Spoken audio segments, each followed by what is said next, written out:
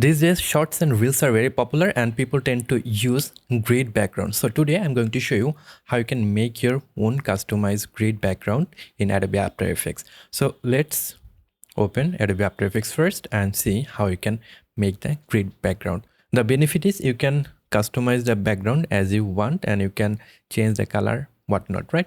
So here I have opened Adobe After Effects. If I click new project, I can make a new project depending on the project you are working. Suppose you are working on a reels or shorts, then you need to make a sequence that is 1080p into 1920. And if you are working on a 16:9 ratio video, then you can make your sequence accordingly, right? So here if I right click on my project panel, I can make a new sequence and here I can change the parameter, right? So if you want to make a 16:9 ratio video, then you can select the HD 1920 into 1080p, or you can make a 4K sequence if you want. Or if you want to make a reels or shorts background, then you can just select this one, which is 1080 into 1920 30 fps, right? And I'm just selecting background color black. You can name it if you want. I'm naming it grid. And then if I click OK, I can make a new sequence. We're going to apply a effect grid in order to make a grid, right? So first you need to make a solid color that will hold that grid effect, right? So right click here and then go to new, and then here you can see solid. Just click here on this solid section and there you can select a background color, maybe black or slightly dark gray, this one, and then you can click OK, and then you can just click OK to make the solid. And here on this effects and preset section, if you don't see, you can go to window and there you'll see effects and preset. If you click here, you'll see the effect and preset section is here. You can then search for the grid effect here and then click and drag this grid on top of your solid color, right? Or you can just click and drag it here. So we have applied the grid effect, and from the effect control panel you can change the grid parameters. So here I'll just select width slider and there I can make it bigger or smaller. I'll just keep it just like that. And again you can change the opacity if you want. I'll just make it maybe 70 or 80%. I'll just make it 70, 80. And there you can select overlay that will dim the grid a bit. It will not look bad. So we don't want to use a background that will look brighter than our subject. That is why we are just dimming the grid intensity. If you want to make it more intense, you can just increase the opacity and you can just keep it none. So it will look like that, right? So I'll just keep it this way, and then we'll colorize the background a bit. For the colorization process, I'll use gradient ramp. Here you'll see gradient ramp. Just click and drag this here on your effects control panel, or you can just release it here. Or from the in color, you can select a color that you like. I'll just select a color and I'll change the start color. I'll just keep it dark gray, just like that. And there you can change the blend with original. You can increase this to blend it with the original background, right? I'll just make it 70 or 80, just like that. So that is our basic grid. And again, we can add some noise if we want.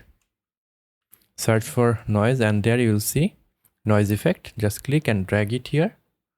And you can increase the noise amount maybe 5% and then deselect the noise type. I don't use color noise, so I'm just deselecting that one. So that is the stylizing process. Now we are going to have some motion on my grid, right? To add some motion, we can use turbulence displacement. So here is turbulent displacement. Just click and drag it here. You can just decrease the amount, maybe this much, slight amount, and then go here, click on effects, select turbulent displacement, and from the evolution you can just click on the stopwatch by pressing Alt or Option. If you press Alt or Option on your keyboard and then if you click here, then you can add expression. We'll just add time and then multiply maybe 200 or 250. You can just play with it and see how much evolution you like. If I just play it back, you can see slight animation is going here. Now if you want to move the grid, you can add another keyframe from this section, which is the grid. If you go at the beginning and then if you click here on this anchor stopwatch, you can add a keyframe, and then you can go here and then you can just change the anchor maybe this much, and then from here you can just press U to see the anchor keyframe here on the timeline. You can click and drag it at the end of your composition. So that is our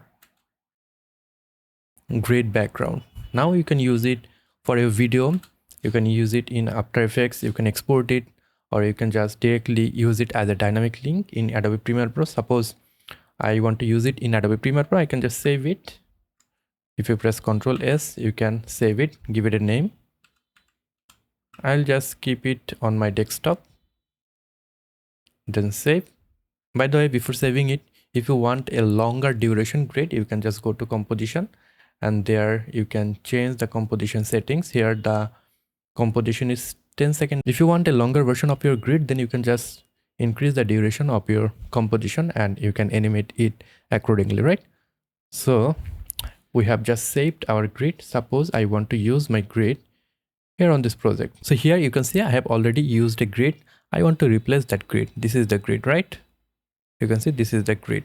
So if I just delete this one, I can input the new grid that we have made. So if I go to File and then Adobe Dynamic Link, and from here import After Effects Composition, and from there we have saved the grid on our desktop, right? So here is the desktop and this is our After Effects file. If I click on that file, I can see the composition is here. Selecting the composition, if I click OK, I can import it, and now if I just click and drag it here on my timeline, I can import that grid, right? Now you can see the new grid is here. If I play it back,